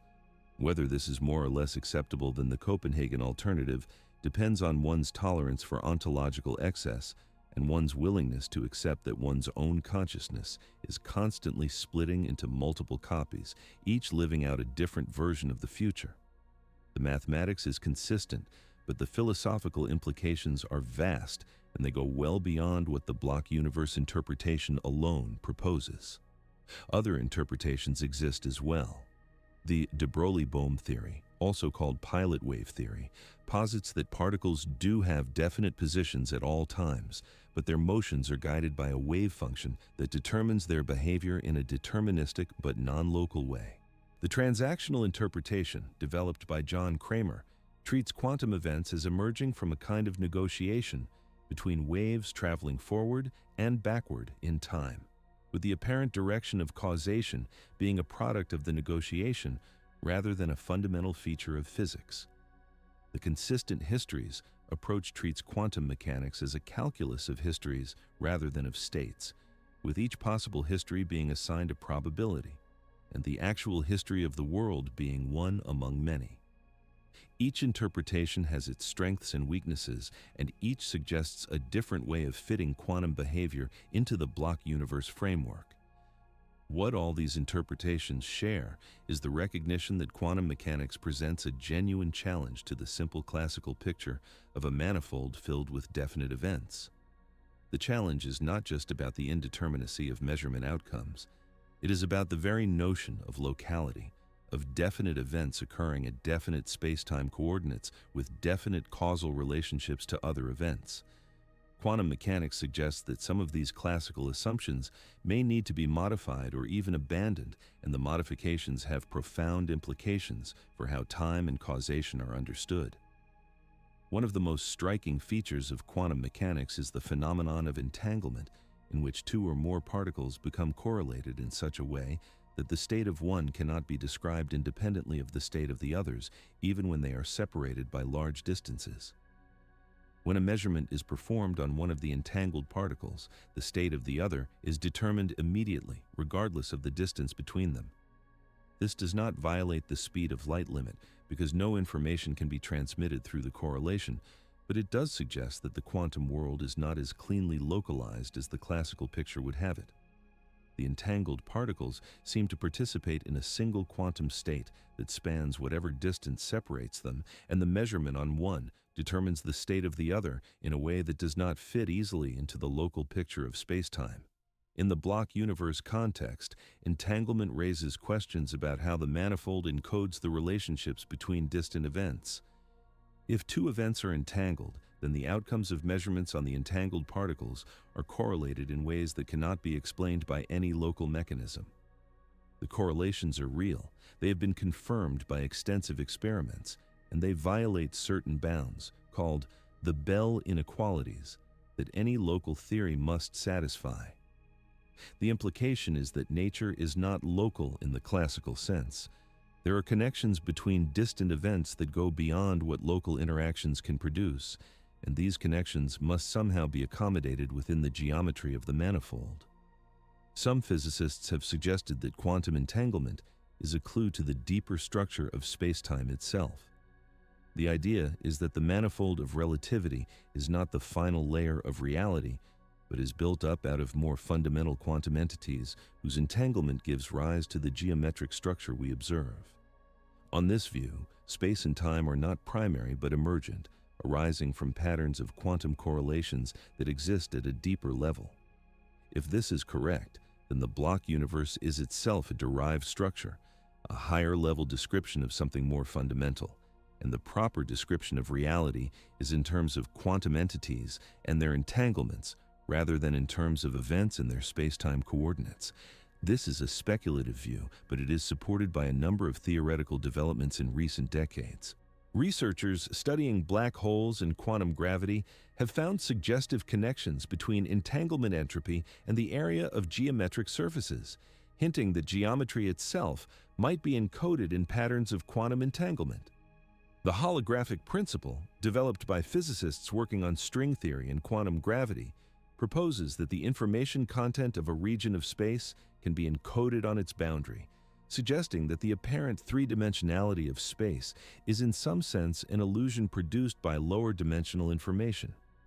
These ideas are still under active investigation, but they point toward a picture of reality in which space, time, and the manifold itself emerge from something deeper. Within this emergent picture, time presents a particularly interesting problem. The fundamental quantum description, on some accounts, may not contain a time variable at all. Time may be something that emerges only when one looks at the right kind of correlations between subsystems, and in the most fundamental description of the world, there may be no flow, no direction, no temporal structure of any kind. This is a striking possibility, and it pushes the block universe view to an extreme. Not only is the manifold static and complete, but the manifold itself may be an emergent feature of a deeper atemporal reality in which the very notion of events at coordinates is no longer applicable. This possibility is captured most directly by an equation that appears in attempts to combine quantum mechanics with general relativity, the Wheeler-DeWitt equation. This equation, developed by John Wheeler and Bryce DeWitt in the 1960s, describes the quantum state of the entire universe, and it has a remarkable property. It contains no time variable. The state of the universe, on this account, does not evolve in time. It simply is, in a single timeless configuration, and the appearance of time emerges only when one considers the correlations between subsystems within the universe. Time, on this view, is not fundamental. It is a feature of how parts of the universe relate to other parts, and at the level of the universe as a whole, there is no time at all. This equation, and the philosophical position it suggests, will be the subject of the next stage of this investigation.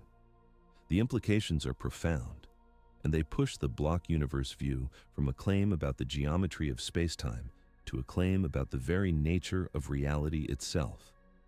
If time is not fundamental, then the manifold of relativity is not the deepest layer of physics, and the block universe is itself an approximation of something more basic.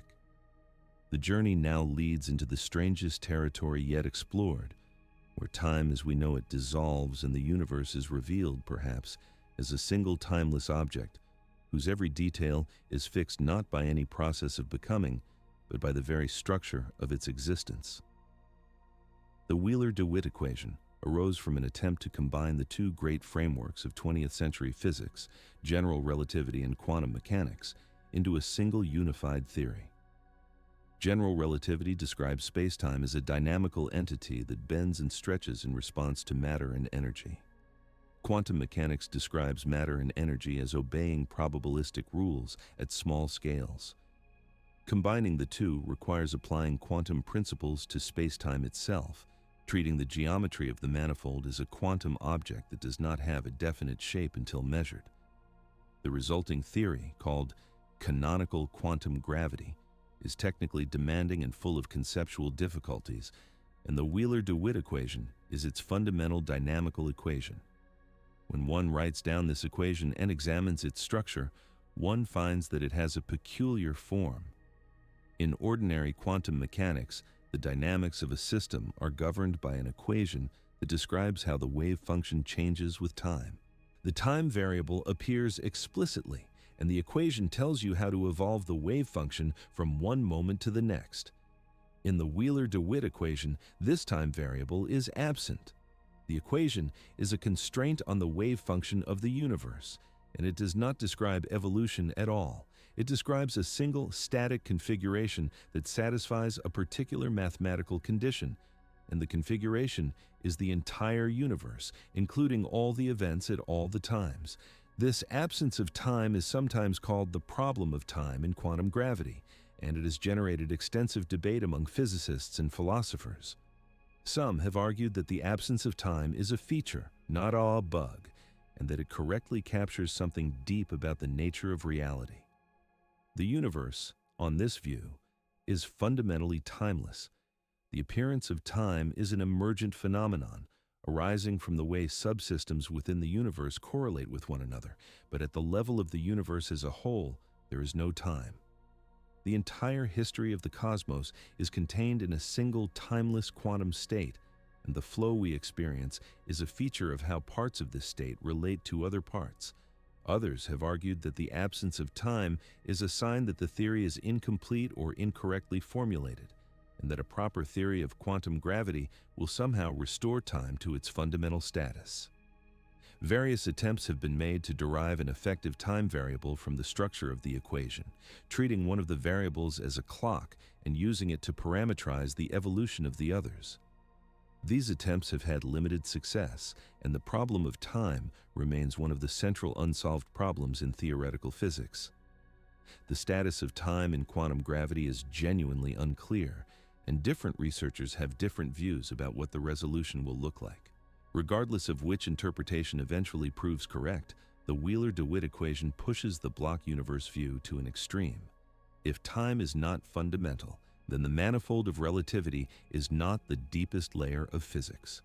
The manifold itself, with its temporal dimension and its flow of events along world lines, is an emergent structure that arises only when one looks at the universe in a particular way. At the deepest level, the universe is a single quantum state, and this state contains no time variable. The distinction between past, present, and future, which the block universe view already weakens by treating all moments as equally real, is dissolved entirely. There are no moments at all, only the timeless state from which the appearance of moments emerges. This is a difficult picture to grasp, but an analogy may help. Consider a piece of music. When you listen to a symphony, you experience it as unfolding over time, with notes arriving in sequence and themes developing gradually. But the symphony also exists as a score, a written record that contains all the notes simultaneously on a page. The score does not unfold. It simply is, with all its measures laid out in their proper positions. The performance is a way of reading the score in time, but the score itself is timeless. In the block universe view, the manifold is like a four-dimensional score, with all the events of cosmic history written into it at once. In the Wheeler-DeWitt picture, the score itself is contained within an even more abstract structure, a kind of metascore that does not even have the temporal organization that the four-dimensional manifold provides. The temporal organization is a feature of how the metascore is interpreted, not a feature of the metascore itself. If this is correct, then the block universe is just a stage in the progression toward a deeper understanding of reality. The presentist view treats only the current moment as real. The block universe view treats all moments as equally real, but preserves a temporal dimension along which they are ordered. The Wheeler-DeWitt view dissolves even the temporal dimension, treating the universe as a single, timeless state. Each step removes more of the structure that classical intuition associates with time, and each step is supported, to varying degrees, by the equations of physics. Whether the progression ends at the Wheeler-DeWitt stage or continues to even more abstract pictures is a question that current physics cannot definitively answer. The implications of a timeless universe are difficult to absorb. If the universe is truly timeless at its deepest level, then the entire history of the cosmos, including every moment of every life, is contained in a single static structure. The structure does not evolve because there is no temporal dimension along which evolution could occur. The appearance of evolution is something that emerges when subsystems within the structure correlate with one another, but the structure as a whole simply is. This sounds almost like a religious vision, a picture of the universe as an eternal, unchanging totality, but it is presented here as the consequence of equations rather than of revelation. Some have drawn explicit parallels between this picture and certain mystical traditions that speak of an eternal present, a timeless reality underlying the appearance of change. These parallels should be drawn with caution, because the scientific picture is built on mathematics and experiment rather than on mystical experience, and the two should not be conflated. But the structural similarity is suggestive, and it has prompted some researchers to ask whether the experience of timeless awareness reported in various contemplative traditions might be a glimpse of something that physics is also pointing toward in its own way. Whatever one makes of this speculation, the convergence is interesting, and it suggests that the question of time is not just a technical matter for physicists, but a question that touches on the deepest aspects of human experience. For working physicists, however, the question of time in quantum gravity is primarily a technical problem. They are trying to develop a consistent theory that combines general relativity and quantum mechanics, and the absence of a time variable in the natural formulation of such a theory is a puzzle that needs to be addressed. Various approaches have been proposed. Some researchers work within the framework of loop quantum gravity, which discretizes spacetime into fundamental units and attempts to derive an emergent time from their dynamics. Others work within string theory, which proposes that fundamental particles are vibrations of one-dimensional objects and that spacetime emerges from their interactions. Still others pursue causal set theory, which treats spacetime as a discrete collection of events linked by causal relationships, with the temporal order encoded directly in the causal structure. Each of these approaches has its strengths and weaknesses, and none has yet produced a complete and confirmed theory of quantum gravity. The question of time remains open, and so does the question of what the universe ultimately is at its deepest level. The block universe view captures the situation as it stands at the level of relativity, but the situation may be more complex when quantum effects are taken fully into account.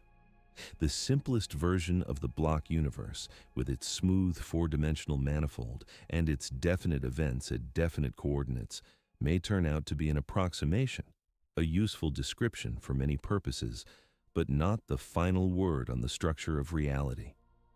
This recognition does not undermine the block universe view so much as it situates it within a larger picture. Even if the manifold is emergent rather than fundamental, the eternalist insight that all moments are equally real may still hold. Even if there is no fundamental time variable, the absence of a privileged present may still be a feature of reality at every level of description. The static, timeless quality of the deepest physical theories supports, rather than undermines, the conclusion that the flow of time is a feature of consciousness and not of the world itself. If anything, the Wheeler-DeWitt picture pushes this conclusion further, suggesting that even the dimension of time may be something that consciousness constructs from a deeper structure that contains no time at all. What this means for human experience is genuinely puzzling. We live our lives within the flow of time, making decisions, forming relationships, building plans for the future, mourning losses from the past. If the deepest description of reality contains no time, then all of this happens within a structure that, at its most fundamental level, is timeless. The experience of living in time is real, but it is a feature of how consciousness interacts with the underlying reality, not a feature of the reality itself. This does not make our experiences less meaningful, but it does place them in a context that is profoundly different from the one classical physics suggested. We are not flowing through time toward an open future. We are, in some sense, embedded within a timeless structure whose every detail is already in place, and our experience of flow is the way we, as conscious beings, traverse this structure from within. This raises one of the most contentious questions that the block universe view forces us to confront. If every event is already in place, including every choice we will ever make, then in what sense are our choices really free? The classical notion of free will assumes that the future is open, that what we do today is genuinely undetermined until we decide. The block universe denies this openness, treating the future as fixed and definite, just like the past. If this is correct, then the question of free will needs to be reconsidered, and the next stage of this investigation will examine that question carefully, asking whether agency survives in a universe whose every detail is, in the deepest sense, already written. The question of free will has occupied philosophers for thousands of years, and the block universe brings it into sharp focus by removing one of the assumptions that ordinary thinking takes for granted. Most people, when they consider whether they are free, imagine that the future is open. They imagine that when they reach a decision point, multiple paths are genuinely available, and that the path they take is determined by their own choice rather than by anything external. The block universe view denies this openness directly. The future, on this account, is already in place. Every decision you will ever make is already made, in the sense that the events corresponding to your decisions are already events in the manifold, located at their proper coordinates, with their outcomes already definite. If this is correct, then the standard picture of choice as the selection among open alternatives cannot be the right picture of what happens when you decide. There are no open alternatives in the deepest sense. There is only the path that the manifold contains, and your decisions are events along that path, definite features of the structure rather than products of an open process. This conclusion is sometimes called determinism, although the term has different meanings in different contexts, and it is the conclusion that critics of the block universe view often find most disturbing. The disturbance arises from the sense that determinism robs us of something important. If our choices are not really open, then we seem to be passive participants in a script that was written before we were born, executing the lines we were always going to deliver. This image conflicts with the powerful sense that our choices matter, that we are responsible for what we do, that our deliberations actually contribute to the outcomes we produce.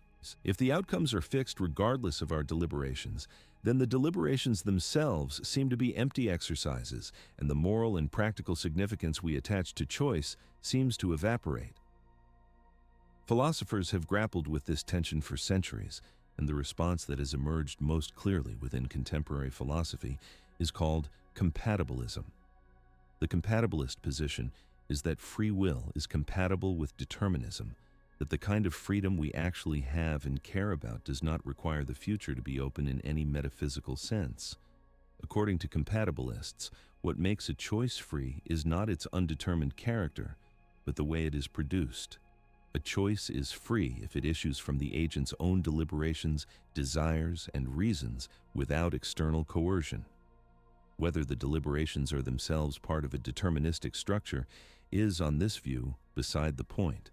What matters is that the choice comes from you in the sense that it reflects your own values and judgments, not from something external acting on you against your will. This account of freedom has the advantage of preserving the practical and moral significance of choice within a deterministic framework. Even if the manifold contains all your decisions, those decisions are still yours, in the sense that they emerge from your character, your reasoning, your particular configuration of mental states. The fact that the configuration was always going to produce those decisions does not make them less yours. It just means that being you, with your particular configuration, was always going to result in those choices. Responsibility, on this view, attaches to the source of the action rather than to its undetermined character. You are responsible for what you do because you do it, because it expresses who you are, regardless of whether the doing was inevitable from some external point of view.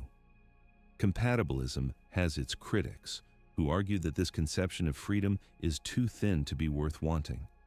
They argue that genuine freedom requires the ability to do otherwise, the genuine availability of alternative possibilities, and that this availability is exactly what determinism removes. If you could not have done otherwise in any meaningful sense, then the praise or blame you receive for what you did seems to lose its grounding. You are being judged for something you had no real choice about, which seems unfair, even if the lack of choice is hidden by the appearance of deliberation. This subjection has force, but it also has answers.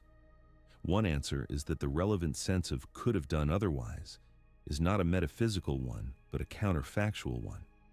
To say that you could have done otherwise is to say that if you had had different desires or beliefs or reasons, you would have made a different choice. This counterfactual is true even in a deterministic universe, because the manifold contains a variety of possible configurations of mental states, each of which would lead to a different action. Your actual mental state led to your actual action, but if your mental state had been different, your action would have been different. This is enough, on the compatibilist view, to ground the kind of responsibility that ordinary moral practice presupposes. Another answer is that the appearance of alternative possibilities is itself part of what makes choice meaningful, regardless of whether the alternatives are genuinely open at the metaphysical level.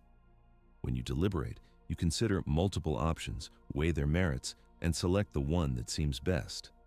The deliberative process is real, even if its outcome is determined by the structure of the manifold. The reasons you consider, the values you bring to bear, the imagination you exercise in picturing alternatives, all of these are real features of your mental life, and they all contribute to the choice you eventually make. The fact that the contribution was always going to produce a particular result does not make the contribution itself unreal. It just means that the result was inevitable, given everything that went into the deliberation. This way of thinking shifts the focus from the metaphysics of openness to the structure of agency itself. What makes you an agent is not that you stand outside the causal order and intervene in it, but that you are a particular kind of system within the causal order, a system that processes information, weighs reasons, and produces actions on the basis of its internal states. The block universe contains agents in this sense, even though it does not contain agents in the libertarian sense of beings whose choices are uncaused or self-caused. Agency, on this view, is a feature of certain kinds of structures within the manifold, not a feature that requires escape from the manifold. This is a significant philosophical move, and not everyone is willing to accept it. Some insist that the libertarian sense of free will is the only sense that matters, and that anything less is a kind of consolation prize, a watered-down freedom that fails to capture what was originally at stake. Others argue that the libertarian conception is incoherent in any case, that the very idea of an uncaused choice is paradoxical, because an uncaused choice would have no connection to the agent's reasons and would therefore be random rather than free.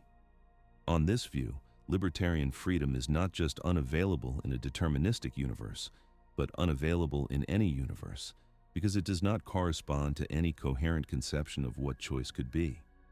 If libertarian freedom is incoherent, then compatibilism is the only game in town, and the block universe is no worse than any other framework when it comes to grounding human agency. We have the kind of freedom that is actually possible to have, the kind that involves deliberation, reasoning, and action on the basis of one's own values, and this is enough to support moral responsibility and practical reason. The block universe does not take this away. It simply makes explicit what was already true, that our choices are products of our characters and circumstances, and that the manifold contains all of them in their fixed positions. Yet, even granting compatibilism, there is something distinctive about the block universe view that gives the question of free will a particular flavor. In an ordinary deterministic universe, the future is determined by present conditions, but it is still in some sense future, still ahead of us, still in the process of becoming actual. In the block universe, the future is not becoming. It already is. This subtle difference can shift the way the situation feels, even if it does not change the underlying logic. The sense that one's life is unfolding gives way to the sense that one's life is being traversed, that the path was already laid out, and consciousness is simply walking along it. This shift in feeling is not necessarily distressing. Some find it liberating. If everything is already in place, then there is no need to anxiously construct the future, no need to fear that one's choices will somehow fail to produce the right outcomes. The outcomes are what they are, and one's job is simply to be present to them, to engage fully with each moment as it is encountered. This attitude has parallels in various contemplative traditions, which counsel acceptance of what is rather than struggle against it. The block universe on this reading supports a certain kind of equanimity, a recognition that the structure of reality is what it is, and that one's task is to live well within it, rather than to remake it. Others find the block universe oppressive precisely because of this fixedness, the sense that one's struggles and choices are already accounted for, that one cannot in any deep sense alter the course of events, can feel like a denial of meaning. If everything is already written, then what is the point of trying? Why deliberate? Why care? Why exert effort when the outcome is already determined? This response has its own logic, but it tends to overlook a feature of the compatibilist picture. The deliberation, the caring, the effort are themselves part of what produces the outcome. They are not separate from the outcome, but are causally tied to it, in the sense that without them, the outcome would be different. Even in a fixed universe, the path of fixed events runs through your deliberations, and your deliberations are part of what makes the path what it is.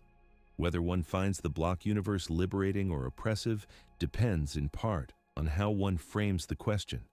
The metaphysics is the same in either case, but the felt significance varies with the framing. This suggests that the practical implications of the block universe are not as stark as they might initially seem. The same picture of reality can support a variety of attitudes, depending on how it is interpreted, and the choice of interpretation is itself, perhaps, one of the events in the manifold that constitutes a particular kind of life. The investigation now turns to a related but distinct question. If the block universe contains all moments equally, including the moments of those who have died, what does this mean for the dead themselves? Does it offer a kind of consolation, a reassurance that nothing is truly lost? Or does it raise its own difficulties, its own forms of philosophical and emotional complexity? The next stage of this exploration will consider what eternalism implies for the deepest questions about loss, memory, and the persistence of those whose lives have ended, asking whether the block universe view changes how we should think about death and what it means for the lives we live.